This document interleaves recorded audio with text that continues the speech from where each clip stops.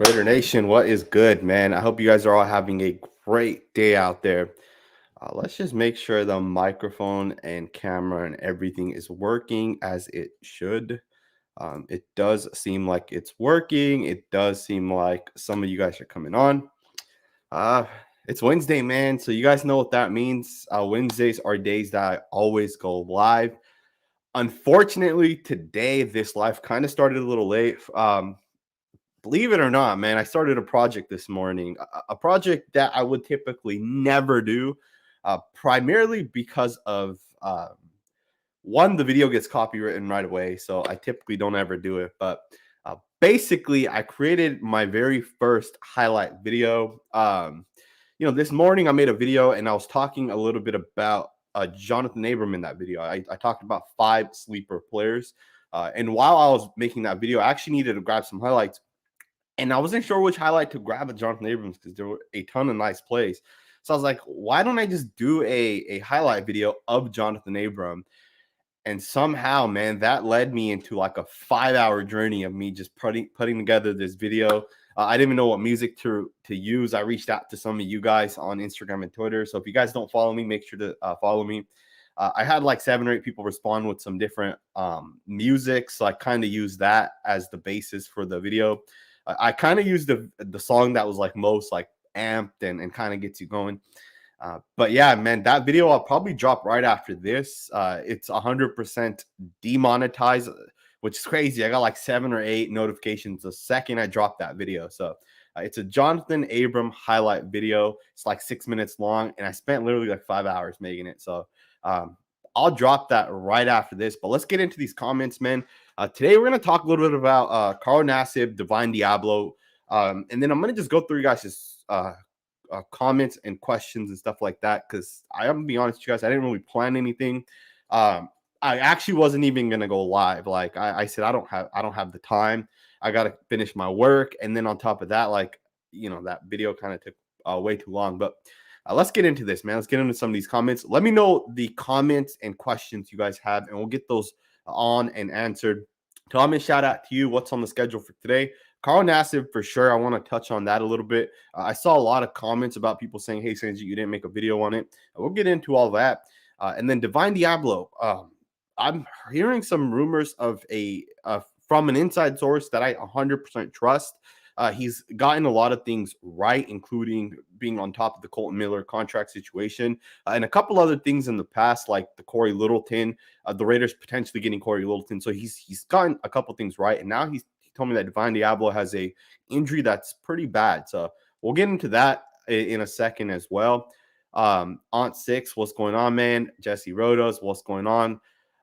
Yeah, man, I hope you guys are doing good. I really appreciate all the comments that I'm already getting. Yeah, I'm pumped up for this, man. I'm definitely pumped up for this video. Daryl, Oakland to Stockton to Modesto, real Raider fans be. Yeah, man, absolutely. Sacramento and up that way as well. It's crazy, man. Raider Nation's like literally everywhere. So I love the Raider Nation, man. The Raider Nation, it's live, man. It's literally the best fan base ever. I went to India years back. I don't even remember how long it was. I was maybe like 10 or 11 years old. I saw Raider fans in India, which is crazy because they're not into football, man, or they are, but not the American type of football, man. So, but yeah, man, huge shout out to you for that. Daryl is asking, was Carl Nassib on the hot seat before he announced? I don't think so. Here's the thing with Carl Nassib, and I don't know why I'm saying Nassib. It's Carl Nassib. That's technically how you say his name. So Carl Nassib was not on the hot seat, in my opinion, because Carl Nassib was already guaranteed $7.5 million. So because of that, I'm sorry, his guarantee is $5.5 million, but his contract total is $7.5. So the Raiders owe Carl Nassib $5.5 million no matter what. So if we cut him anytime today, tomorrow, next week, next month, we would have still owed him the $5.5 million. There's zero way the Raiders can get out of that. That's because of the fact that his contract was just signed that way. So Carl Nassib, there was no way the Raiders could have cut him and saved any money from his contract unless he was willing to restructure or unless the Raiders push that cap into future years, which they could technically do, right? Teams do it. But eventually down the line, we have to eat that $5.5 million cap hit. Golden King said Nassib needs to play for Frisco. I mean, I think he's fine playing for Vegas. I don't think it's a big deal, to be honest. Kevin Lurker said, "What's the buzz, Sanjit?" We're gonna jump into that, man. Ron said, "Littleton, our most improved defensive player this year." He wasn't that bad last year. Like, he wasn't great. Don't get me wrong, right? Which is crazy because we all wanted Corey Littleton, but he did disappoint, right? Like, let's be 100% honest. Corey Littleton could have been better, right? Like, at least from what I saw with the Rams, I thought he could have been better. But obviously, I do think Paul Gunther also kind of makes players look worse. At the same time, the Rams had a great defensive line in front of Corey Littleton. Aaron Donald, Michael Brockers, Aaron Donald, Clay Matthews, I think, for a year or two, and a bunch of other good players that have rotated in and out. So Corey Littleton's always had a good defensive line in front of him to help him out. With the Raiders, he had Mo Hurst and Jonathan Hankins and Malik Collins. Like, that was not going to get it done. So, but I do think Littleton will be much better this year. I don't know if he'll be the most improved defensive player. It'll be between him. I think Jonathan Hankins as well, especially in the pass rush game. I think Hankins could potentially get like 4 or 5 sacks this year. I think our coverage is going to be much better this year. Zone is easier than man, and zone is also harder for a quarterback to read, especially if you hide it, right? Like, if you show cover 3 and you play cover 3, that's easy. But if you show cover 3 and then run a cover 1 man-to-man, or you run a show cover 3 and then you run a cover 2 out of it, right? Like, you just mix it up. It's hard for a quarterback. That's what confuses quarterbacks. So yeah, it'll be interesting to kind of see that. Dick Vitale, did you see the plus 1,800 for the Raiders to win the division? I did not. I am not a betting man. Truth be told, I don't even know what plus 1,800 means. I believe, and I see your other comment. Okay, so I believe the higher the number, the worse it is for the Raiders. I think that's what it is. And you can correct me if I'm wrong there. But there's no way the Raiders are not. Right now, the Raiders are the second best team in this division. Potentially, they could be ahead of the Chiefs, right? It just depends on if they come together. There's no way the Chargers and the Broncos have a better roster than the Raiders. Here's something that I think people need to also consider. The Denver Broncos, they're a good team, right? But they're still missing a quarterback, and that's still a question mark. And the Chargers, we don't know what's going to happen. They got a whole new system. They got a whole new coach. I think they hired the defensive coach that was the defense coordinator from the Rams last year. I think that's who they hired as their head coach. That means that there's a chance Justin Herbert struggles this year. There's a chance Justin Herbert won't be the same quarterback as last year. I believe Anthony Lynn, who was the head coach last year, was an offensive coach. So when your head coach is an offensive coach, you're going to be a little bit better on the offense side of the ball versus when your head coach is a defensive coach. Now, obviously, I don't know who the offense coordinator is there with the Chargers, but it'll be interesting to kind of see what happens there. CJR Garcia 48 says, does Javen White make the final roster? I think he does. I think Javen White makes the final roster. Here's the thing, right? Is there a chance that Divine Diablo or Tanner Muse end up on the practice squad? Like, is there a potential that one of those guys do? And maybe it's not that they make the practice squad or end up on the practice squad. Maybe it's they put on like injured reserve, right? For like, I think there's a short-term injured reserve. Maybe they get put onto something like that.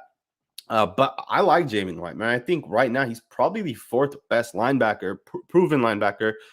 He could potentially be a better player than someone like Nick Morrow. I think Nick Morrow played much better last year than he will this year. I think Nick Morrow, the first couple of seasons that we saw of Nick Morrow, I think that's what he really is. I think last year he just played much better. That it's hard to continuously play at that level. Typically, when you're on a contract year, that's the year, man. That's the year you're going to have a good year. Thank you for confirming that. There's no way the Raiders are the 4th best team in this division. I'm surprised that the odds and all that stuff think that about the Raiders. Let's get into some of these questions, some of these comments. Aaron said, do you think the Raider Nation just gained a lot of LGBT fans? That's a good question. Probably not. To be honest, I mean, maybe for the short term, someone might buy a Raider jersey that would not have ever bought a Carl Nassib jersey in the past. But as far as like long term fans, probably not. I think anyone who is part of the LGBT community, I think generally speaking, they're probably already fans of a certain team, right? Just because someone might be part of the LGBT community doesn't mean they're not football fans as well, right? So um, I don't think the Raiders are going to gain any more fans from that. We don't need a locker room distraction in Nassib. Um, I don't know if it's necessarily a locker room distraction. What do you guys think? Do you guys think it's a locker room distraction? Like, I see how it could be, right? Like, I definitely understand how it could be. But the one thing is like the media is going to blow it out of proportion much more than like within the locker room. Like, there's a chance that guys already knew within the locker room. Like, there's a chance that Max Crosby and Cleveland Farrell, who spent all of last year with Carl Nassib, they already knew that he was gay, right? That internally, maybe some of those guys kind of knew.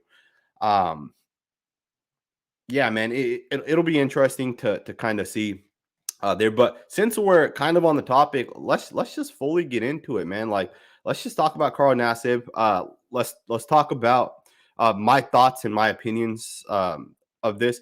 Um, Here's the thing, right? It's not a big deal. And, it's really unfortunate. And, you guys can disagree with me. You guys can have your own opinions. You guys can have your own thoughts. There's nothing wrong with that. I'm one of those guys that believes every person in the world can have their own thoughts on every topic, every situation.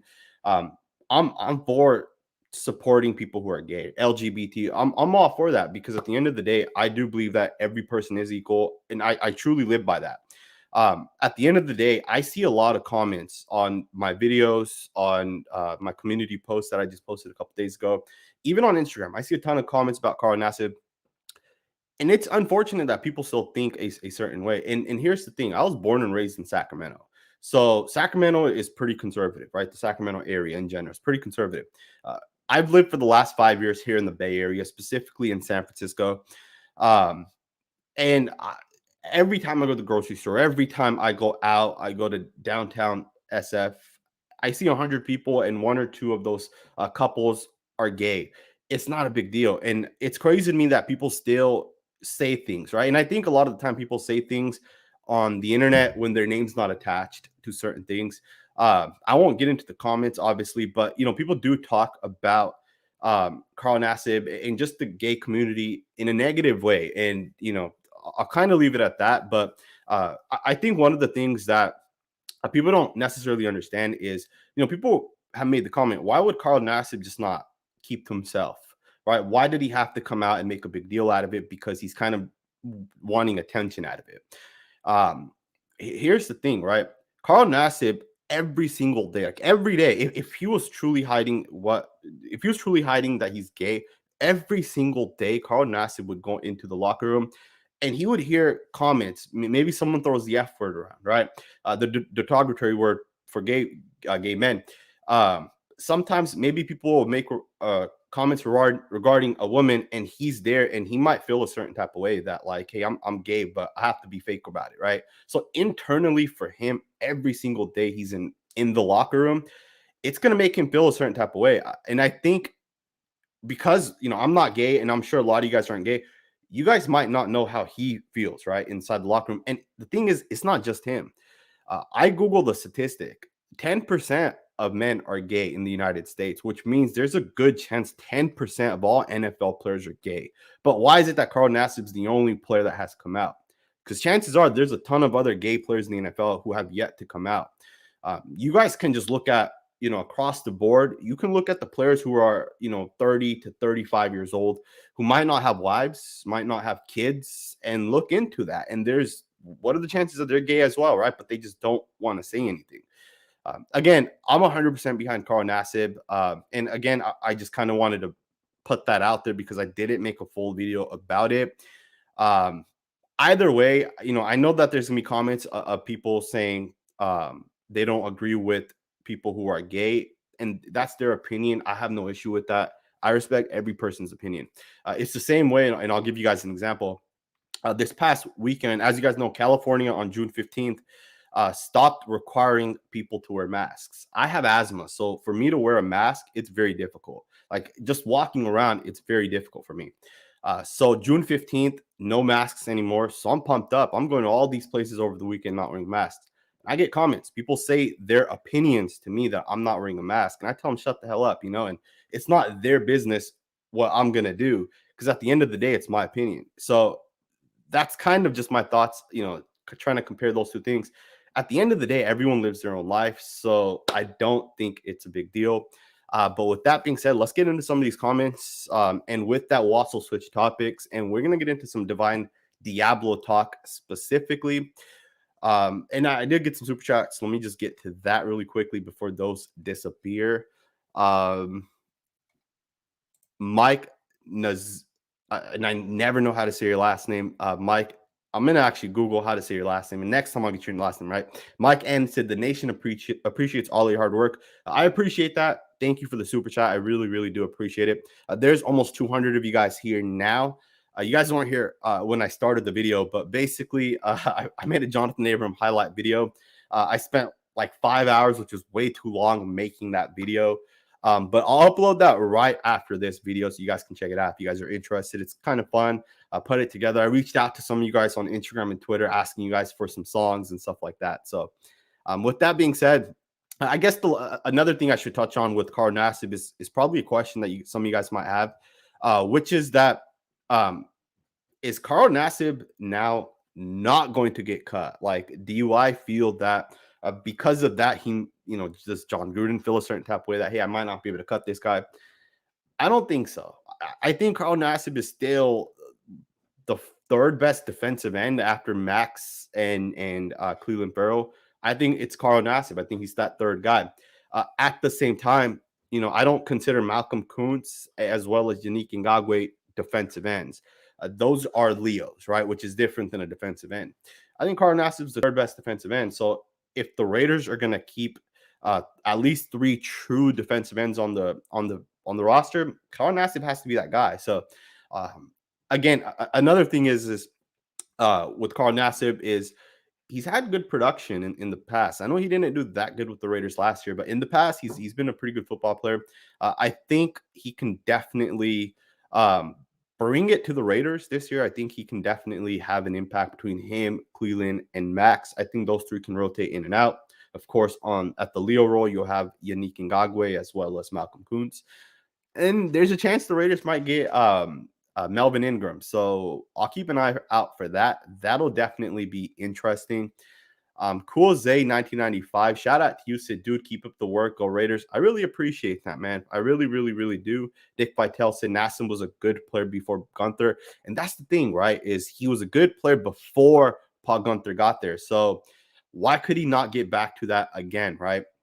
AJ Simpson said Nassib was never going to get cut. And I agree. I don't think he was ever going to get cut.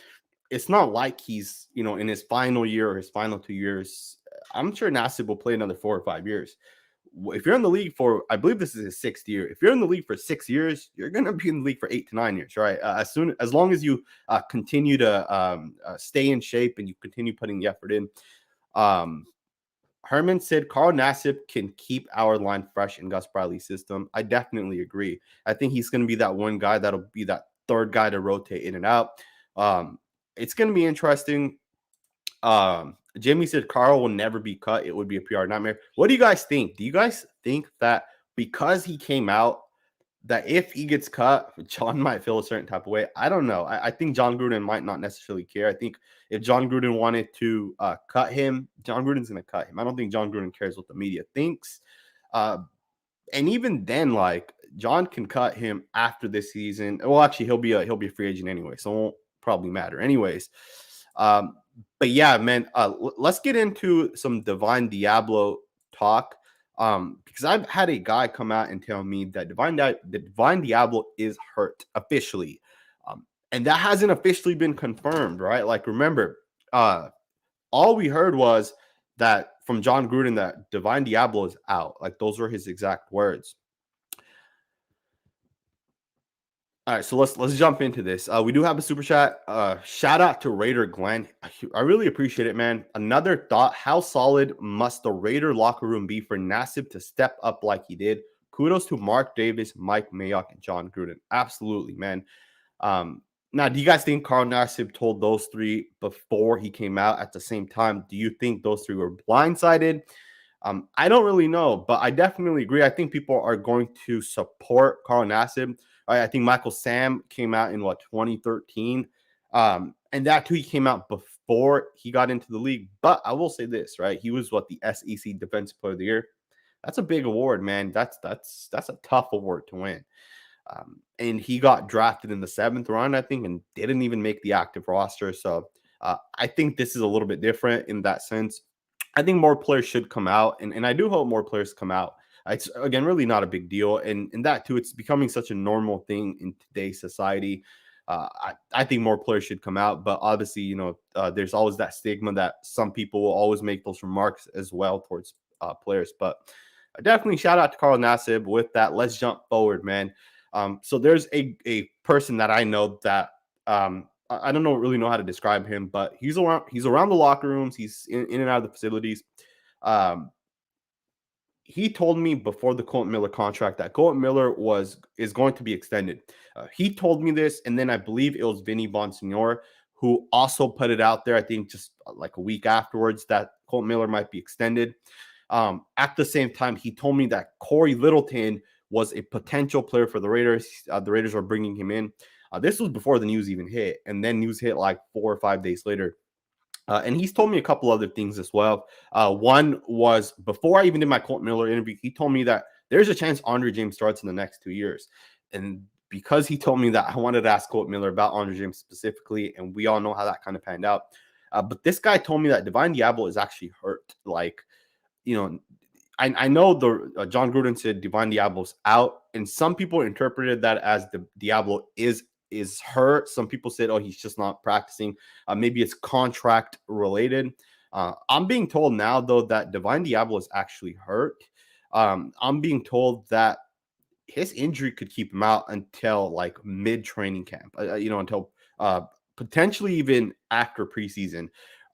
Which is unfortunate because remember Ty DQ said first it was Muse, now it's Diablo.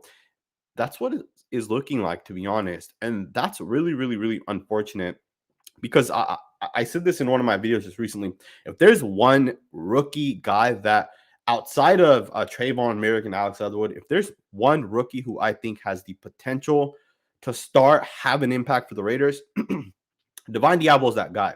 I really believe Divine Diablo has the potential to be a good football player. And the thing is he going to live up to that? I mean, if he's hurt, he won't be playing, right? And for me personally, that's an issue. I need to see Divine Diablo out there. I need to see him in training camp during the drills, the practices. I need to see Divine Diablo out there. And it looks like he might be out for a couple of weeks to months. Now, I asked specifically if he needs surgery or anything like that. The guy didn't know. So I don't really know if he needs surgery, but there is a chance Diablo's going to be out for much longer. That's unfortunate, man. It's really, really, really unfortunate. What do you guys think? Do you guys think Divine Diablo could potentially be a bust? Right? As you guys remember, Tanner Muse, people are saying that he was a bust, so the Raiders put him on IR in the hopes that in a full season he'll maybe develop into something better. But he didn't look good. And at the same time, would you guys be surprised if Tanner Muse gets cut this year? Like, I would be disappointed, but surprised, I probably would not be surprised. How do you guys feel about that? Like, do you guys think Divine Diablo could be out this year, could be out for just camp? And at the same time, what about Tanner Muse? What are you guys' expectations for Tanner Muse? Could he potentially be cut? If he doesn't live up to the hype, if he, the special teams hype specifically, and if he can't get it done, man, I think you should cut his ass. I think we have a lot of depth. I'd rather see Javen White if Javen White does well. Same with Darren Lee, man. I watched Darren Lee's film. I think he's a good depth player. Like, honestly, I think he's one of those guys that can come in and out and do a couple of good things.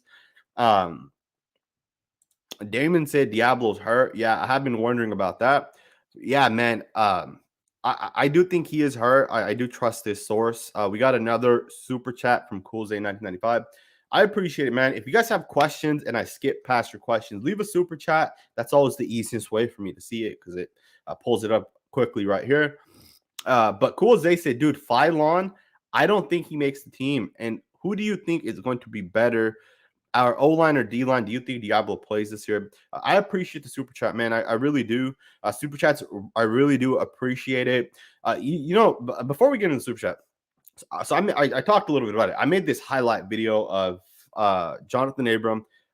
Like literally, like it took me 5 hours to make, and it was demonetized right away. Like I uploaded it, boom. I got 7 notifications, like 4 from just the songs. A bunch of NFL flags came in, and like it's crazy to think that like people who make NFL highlights and that's what their channel's all about. They probably deal with this all the time, so they probably spend 5, 6, 7 hours and get absolutely nothing out of it, man. It's really unfortunate, but again, I didn't make that video for it to be monetized. I made it just for fun. But yeah, I appreciate the super chat. Cool Day 1995. I don't know if Phylon gets cut.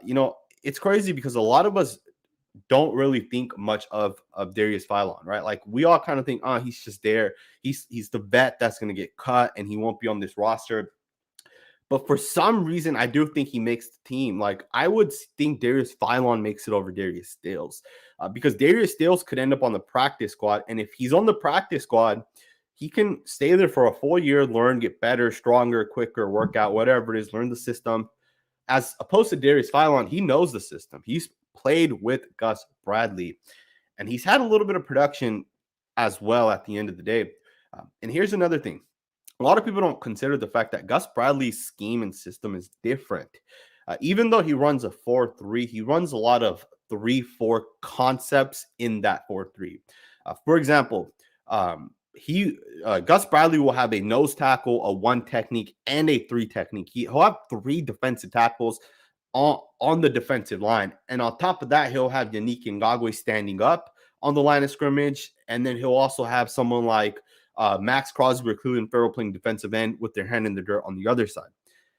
Gus Bradley puts a lot of defensive linemen in because he wants to stop the run. He wants to play aggressive up front.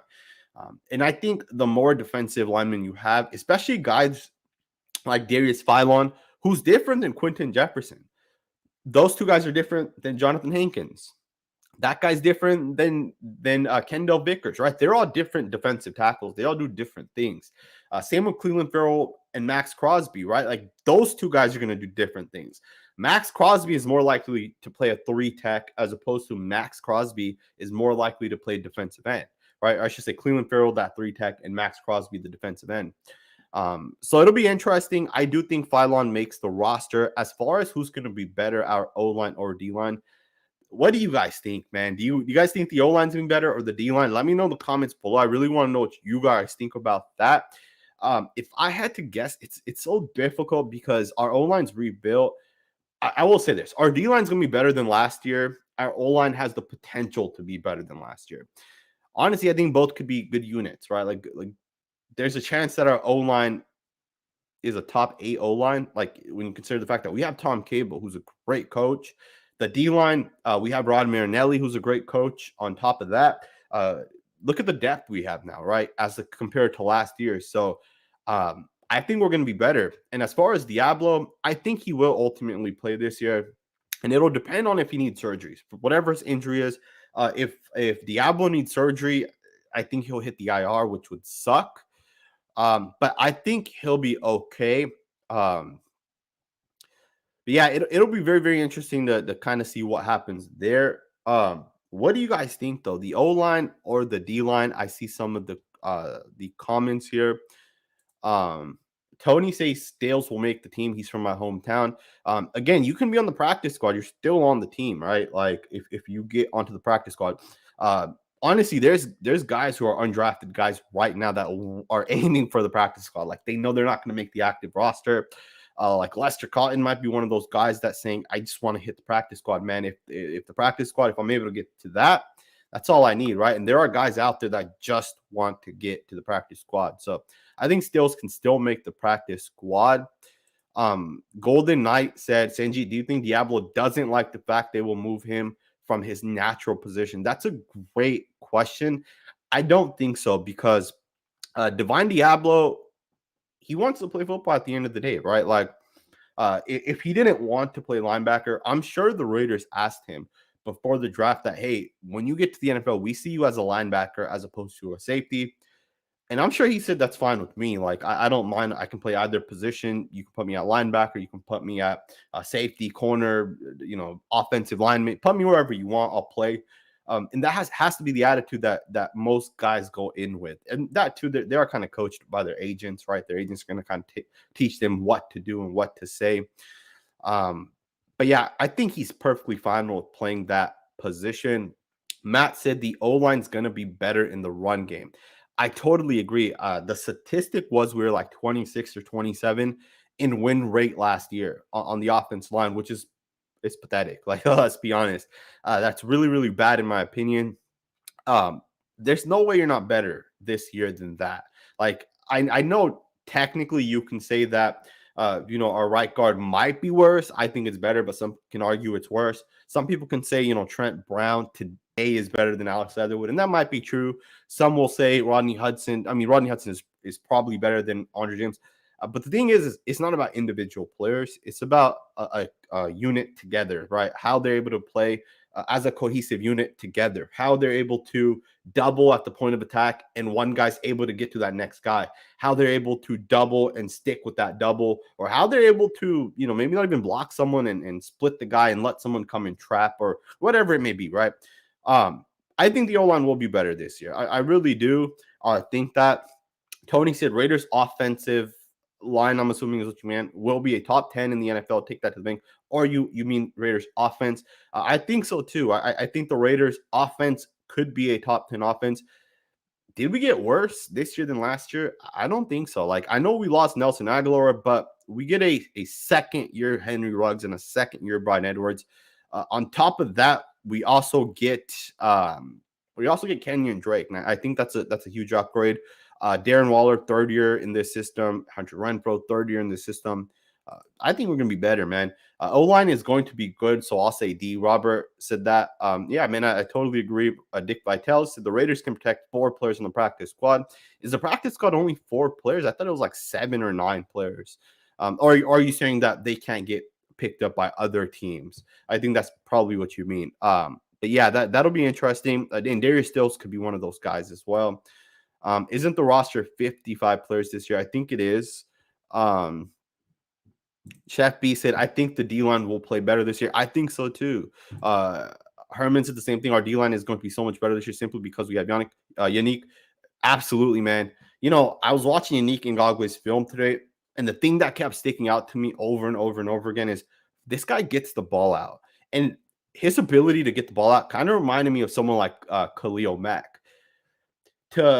To knock the ball out of someone's hands, it takes awareness, right? It takes the skill, the eyesight, right? That hand-eye coordination to swat the ball, because quarterbacks are trying to not allow you to swat the ball. So for you to go above and beyond and swat that ball out, it takes skills, takes practice. And Yannick Ngakoue has 18 forced fumbles in 5 years. That's insane to think. 18 forced fumbles. If he gets the Raiders 3 or 4 forced fumbles this year, and let's say we recover 2 or 3 of those, that's a big deal. That means he by himself caused 3 or 4 fumbles, and that's not even gonna. That doesn't even count the fact that he might hit a guy, and then Jonathan Abram might catch a pass because the ball was kind of overthrown or underthrown, or Trayvon Merrick might intercept the ball because Yannick Ngakoue caused pressure. But if Yannick forces 3 turnovers, like, that's great. Those could be plays in which we win the game. Yannick Ngakoue, man, he's going to be something special this year, and I'm very pumped up for it.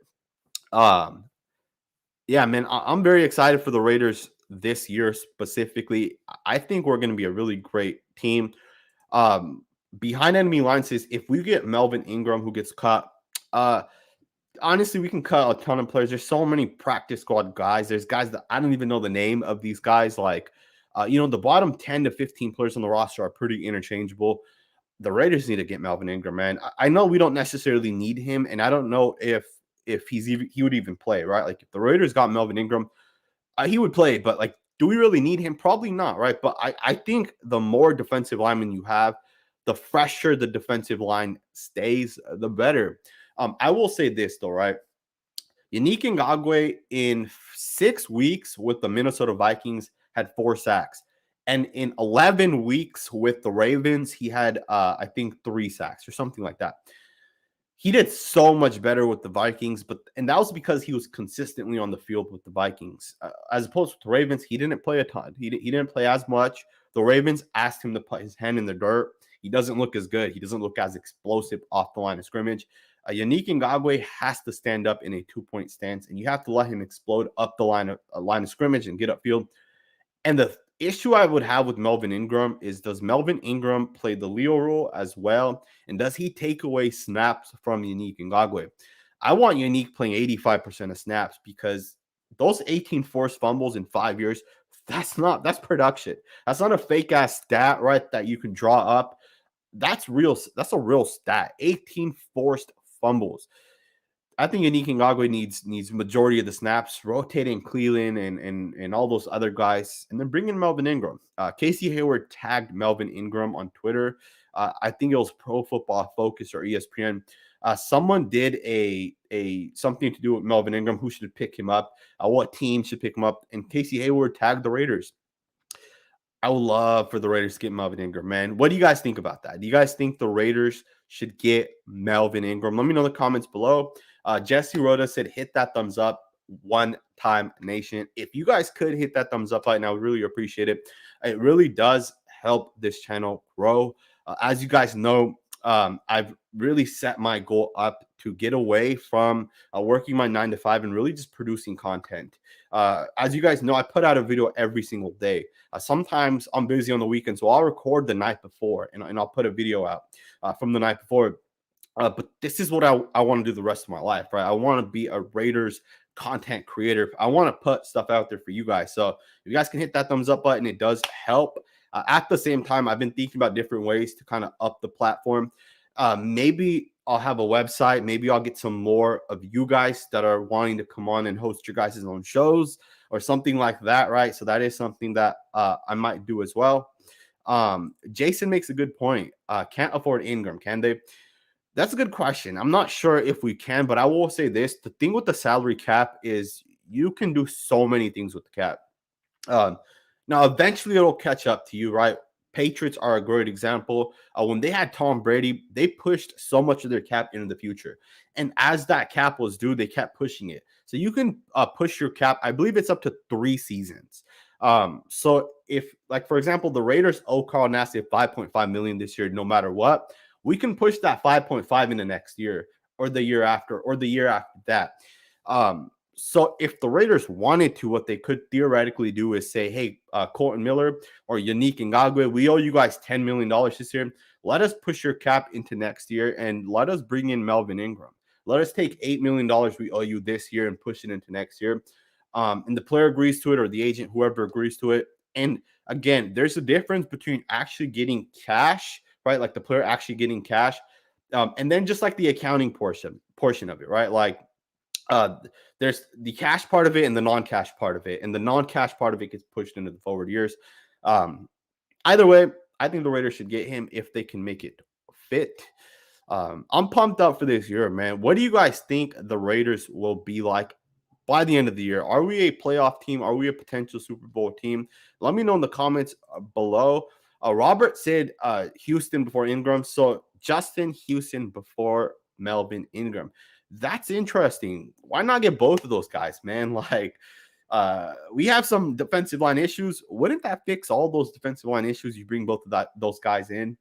It could, right? I don't know how much they would both play. I don't know what the rotation would be like, but damn, could you guys imagine Justin Houston, Melvin Ingram, Max Cleveland, Carl, and of course, Yannick Ngakoue, throw in Malcolm Kuntz? That would be a pretty scary line from just the edge perspective, right? I don't know how that would work out in terms of playing time. I don't know how good Justin Houston even is, to be honest with you guys. But yeah, a lot of you guys are saying, man, get Melvin Ingram should be cheap. Get him on a 1-year deal. Yes to Ingram for the right price. I love it, man. I absolutely love it. Some of you guys are saying we're a playoff team. Some of you guys are saying we're a Super Bowl team. Here's the thing, right? And we're going to get into this in just a second. I think the Raiders are right there for a Super Bowl. And I know people are going to say, well, you're being optimistic. You're being biased. You're a homer, right? Which is what people call me. You guys can call me whatever you want. I don't really care. But I do think the Raiders are right there in the Super Bowl hunt, right? Like when the Philadelphia Eagles won a Super Bowl, before the season started, did someone say that the Philadelphia Eagles are a Super Bowl team? Most people were laughing and said, could you guys even get into the playoffs? At the same time, you look at other teams that have won, right? And you look at them and say, are they a Super Bowl team? The Atlanta Falcons, when they went into the Super Bowl, were they a Super Bowl team at that time? The Raiders defense is what has held us back. I know some people will say Derek Carr, and to a point, you can make that argument that Derek Carr has held us back, but he isn't the issue, the biggest issue. The biggest issue is clear cut the defense. Until the defense is a top 5 defense, and again, you can win with a shitty offense, right? And Derek Carr by no means leads a shitty offense. He has the 10th best offense in the league last year, which is better than most teams, right? Like the Rams made the playoffs with the 22nd offense, and their offense sucked last year, right? But they had the number 1 defense. So if the Raiders can get a top 5 defense, I think we're a playoff potential Super Bowl team, right? I think it's definitely possible. I think it's definitely something that the Raiders can do. Jack Canada left a $5 super chat. Thank you. I really appreciate it. Sanji, would you want Poole as a slot corner? Huge upgrade or Ingram. Ingram could be put behind Kuntz, and Nassib. Poole would be a starter.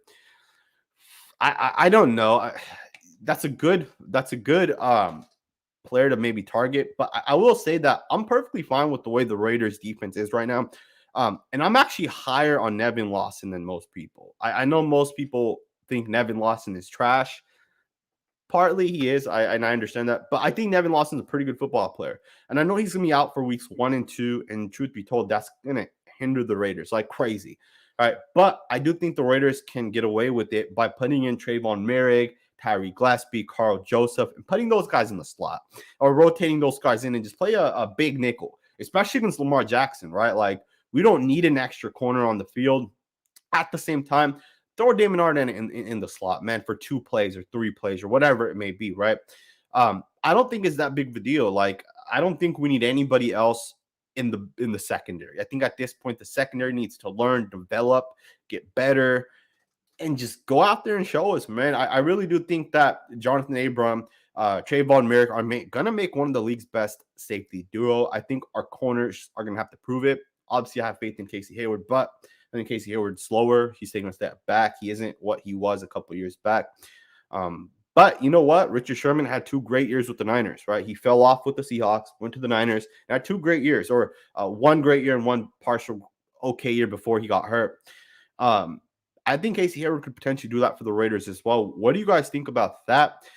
Ingram could be put in behind Kuntz and Nassib, and I agree with that. But I think Ingram, to sign with the team, needs to be told that, hey, man, you're going to play. You're going to play like at least 60% of the snaps. And I don't know if the Raiders could offer that, man. I just don't know at this point. I don't know if the Raiders can offer that, but I do appreciate the super chat. Rusty Nelson agreed. D has number 1 problem. Yeah, man, D needs to be fixed, man. Defense won Super Bowl, says Tony Raider. Absolutely. Adrian said, you confident in the special teams? Renfro looked good as a punt returner. Renfro, I think, is a really good punt returner, man.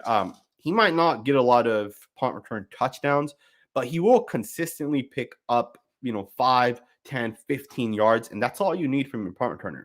If you're a punt returner and catches the ball at the 30-yard line and he picks up 10 yards, and now you're at the 40-yard line, that's great. That's great. You don't need to score touchdowns. Not everybody is Devin Hester, man. Hunter Renfrow looks good. Daniel Carlson's a good kicker, in my opinion. And AJ Cole, I think, could be upgraded. But, I'm okay with him. But I would prefer to upgrade him, truth be told, man. I'm not a big believer in AJ Cole. I looked at some of his statistics. I think he was like 18th punting inside the 20. His average was also like top or bottom like 6 or 7. So I think the Raiders could definitely upgrade there. I hope you guys enjoyed this video, man. I really do. Typically, I try keeping these 30 to 35 minutes long. This one's went a little bit over. I'll hit that thumbs up button if you guys could for me one time before you guys leave. I really appreciate it. I'm going to release my Jonathan Abram video in just a second. Literally right as I'm off of this, I'm going to put that video out. So be tuned for that video. 5 hours, man. I put a lot of time in that. So hit that thumbs up button, smash that subscribe button, be on the lookout for that video, and I'll see you guys next time with another video.